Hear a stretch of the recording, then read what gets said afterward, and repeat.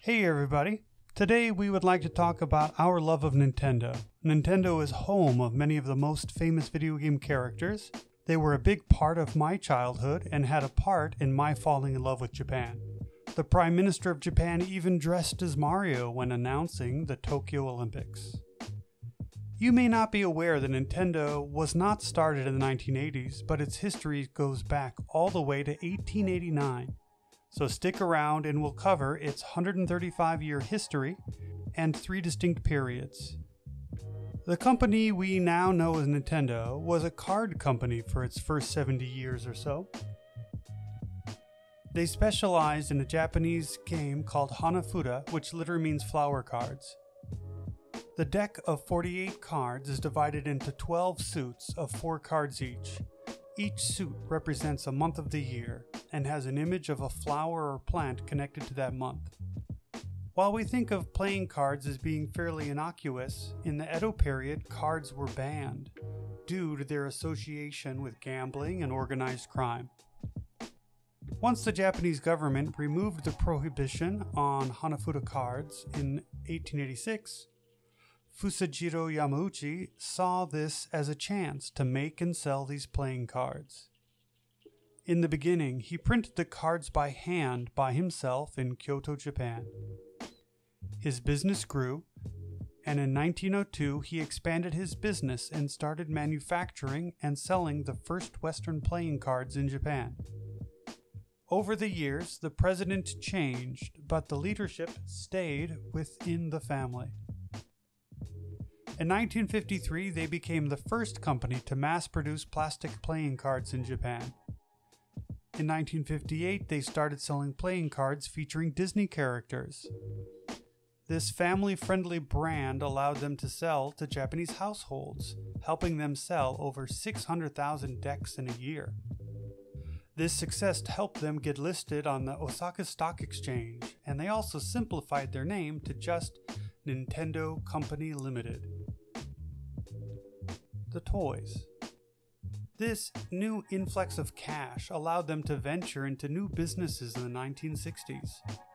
There were many diverse ventures to expand, such as Lego-like blocks, instant rice, baby swings, a taxi business, love testers, and there are rumors of love hotels as well. None of them took off, but they did find some success with toys like the Ultra Hand, created in his free time by Gunpei Yokoi, who was maintaining the card assembly line. Video games. They were eager to join in on the growing popularity of video games, coming one step closer to the company we all know now. In 1973, they developed a light game system called Laser Clay Shooting System for arcades. In 1977, they entered the home market with the TV Game 15 and TV Game 6. They developed and started selling arcade cabinets in 1978. The games were very simple by today's standards and were very similar to some of the more popular titles available from other companies. In 1980, they came out with the Game & Watch single-game handhelds.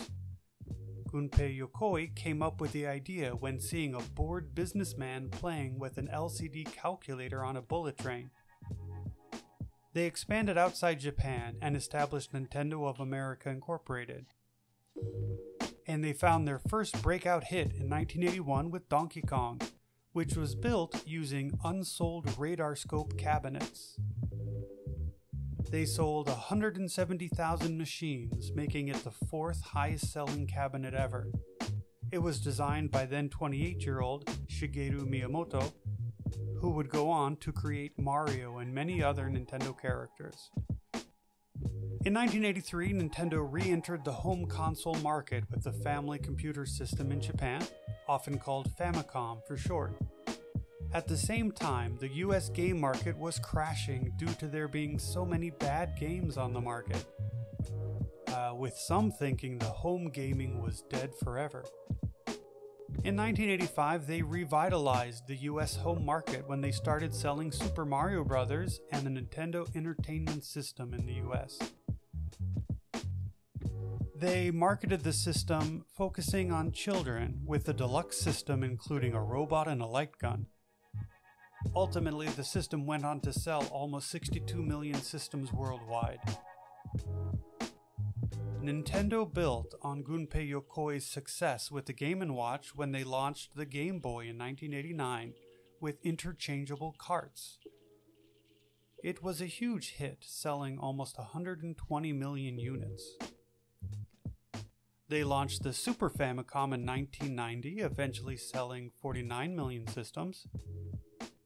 In 1996, they launched the Nintendo 64, which brought Mario into 3D. It had some good games, but sold a modest 32 million worldwide. 1998, Nintendo released Pokémon for the Game Boy, which has gone on to be a global sensation, selling 480 million games to date. And Nintendo owns a third of the property as well. 2001, the Game Boy Advance was a success, selling over 80 million units. They then launched the home system, the Nintendo GameCube, which didn't do as well as some previous systems, selling just 21 million units worldwide. The next year, they launched a unique foldable handheld called the Nintendo DS, which became the highest selling system ever in 2004, selling 154 million systems. In 2006, they launched the Wii with very unique controls. It became a huge hit with the fun motion controls of Wii Sports. In 2011, Nintendo had another successful handheld with the 3DS, selling over 75 million units. In 2012, the Wii U was unable to follow up on the success of the Wii, selling just 13 million systems. But it laid the groundwork for the next system, when in 2017, Nintendo redeemed themselves with the Nintendo Switch, a home system that could be used as a handheld as well, selling over 140 million systems. In 2018, they started their own online service by offering a subscription model to online multiplayer that included a retro game catalog as well. In 2019, they opened Japan's first official flagship store, Nintendo Tokyo in Shibuya, located right next to the Pokémon store. In 2021, the world's first Nintendo-themed land, Super Nintendo World, opened at Universal Studios Japan. In 2023, Nintendo and Illumination partnered to release the Super Mario Bros. Movie. And they also opened Super Nintendo World in Los Angeles at Universal Studios as well. It seems they might be releasing a new console in the near future, so we're excited to see what Nintendo has in store for us. We hope you enjoyed this quick overview of the history of Nintendo. We highly recommend checking out some of our other adventures in Japan. Thanks for watching. This has been Inside Japan.